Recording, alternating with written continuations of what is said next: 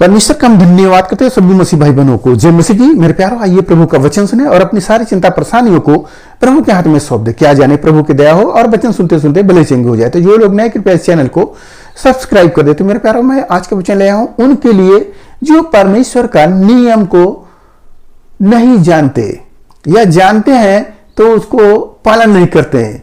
तो परमेश्वर आज के दिन उनसे बातें करेंगे वचनों से। आप उसको सुने और प्रभु का आशीष पाए। यहां पर मैं पढ़ रहा हूं यिर्मयाह की किताब अध्याय 8 और वचन 7। आकाश में लगलग भी अपने नियत समय को जानता है और पंडुक की सुपाबेनी और सारस भी अपने आने का समय रखते हैं, परंतु मेरी प्रजा यहोवा की नियम नहीं जानती। हालेलुया। यह वचन में बताया जा रहा है कि जो लगलग है, एक पक्षी के नाम है लगलग, सारस, हर पक्षियों को प्रभु जो दिए हैं आशीष, फूलो फलो इस पृथ्वी पर बहुत ऐसे बढ़ो, तो वो लोग बढ़ रहे हैं और परमेश्वर का जो नियम ठहराए हैं वो नियम को भी जानते हैं। पक्षी जानते हैं कि कब हमें कहां जाना है, कब हमें चारा कहां मिलेगा, वो सब जानते हैं।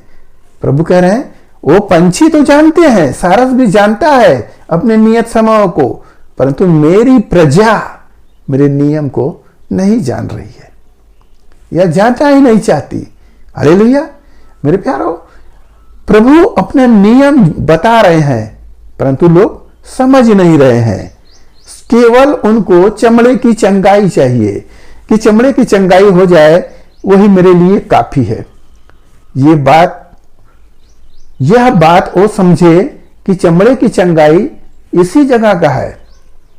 जब तक आप शरीर में है, एक न एक रोग बीमारियां आपके जीवन में सदैव लगी रहेगी।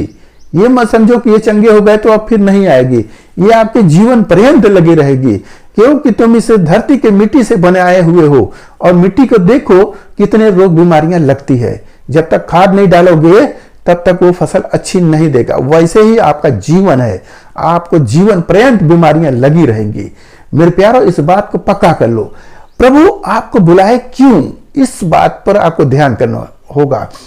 प्रभु आपको इसलिए बुलाए हैं कि तुम पवित्र बनो, क्योंकि जिस जगह आपको प्रभु ले जाने वाले हैं वह अनंत जीवन, उस अनंत जीवन में जाने से पहले आपको पवित्र लहू से प्रभु, अपने वचनों से प्रभु धो धोकर शुद्ध करेंगे और आपका मन को सुंदर बनाएंगे, तभी आपका अनंत जीवन होगा। अन्यथा आप उसमें से छाटे जाएंगे, निकाले जाएंगे, क्योंकि आपका वस्त्र मैला रहेगा तो दूल्हा जहां बैठा है वहां आप नहीं रह सकोगे। तो आपका वस्त्र श्वेत होना चाहिए। जूफा से भी ज्यादा सफेद करना वाला जो होता है, शुद्ध करने वाला, वो प्रभु यीशु का लहू है। उस लहू से धोए हुए व्यक्ति ही प्रभु के अनंत जीवन में वो प्रवेश कर सकता है और जो स्वर्ग में जा सकता है। तो इस वचन को समझना चाहिए कि हमें परमेश्वर ने क्यों बुलाया है, हमें नियम जानने के लिए। और जब हम नियम जानेंगे तो नियम हमें यही सिखाता है कि पवित्र बनो। जैसे तुम्हारा बुलाने वाला अपने सारे चाल चलन में पवित्र है, वैसे तुम भी चाल चलन में पवित्र बनो। हालेलुया। तो जैसे बुलाने वाला पवित्र है, तुम भी अपने सारे चाल चलन में पवित्र बनो। पवित्र बनोगे तो ही ना होगा। जैसे प्रभु कहते हैं कि तुम्हें अशुद्ध होने के लिए नहीं, तुम्हें शुद्ध होने के लिए बुलाया गया है।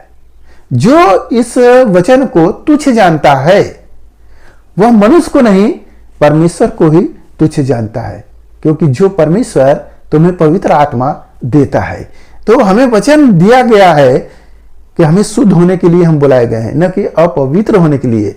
तो हमें प्रभु बुलाए हैं। यहां चमड़े की चंगाई तो है ही, आपको साथ ही साथ अनंत जीवन भी है, क्योंकि यह प्रभु यीशु मसीह का पाठशाला है, कलेसिया है। इस कलेसिया में सभी लोगों को पवित्र होना होगा, उसके नियम को जानना होगा। जब हम नियम को जानेंगे तभी हम आगे बढ़ सकते हैं। अन्यथा आप यीशु मसीह में होते हुए भी नियम को नहीं जानेंगे तो आपका आना व्यर्थ है। आप ऐसे व्यक्ति ठहर रहे हो जो परिश्रम किया, बहुत परिश्रम किया और उसको मजदूरी कुछ भी नहीं मिला। ऐसे व्यक्ति आप ठहर जाओगे। हालेलुया। तो मेरे प्यारों, आज के इस वचन से आपको जो कुछ मिला उस पर ध्यान करें, प्रभु आपको आशीष देंगे। आइए आपके लिए प्रार्थना करें।